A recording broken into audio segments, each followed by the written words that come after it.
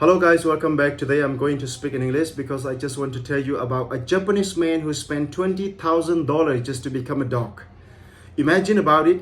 $20,000 is a huge amount of money and it is not easy to save $20,000 in our entire life, especially for the people who live in Asia, right? But this Japanese man by the name of Toko just spent $20,000 just to become a dog. So before I go ahead, let's watch this video first. His lifelong dreams to become a collie breed of dog, and he found a Japanese company that could make his dream a reality. As you can see him in the video, he is very similar to a dog. It's not easy to differentiate between a dog and him in the video, right?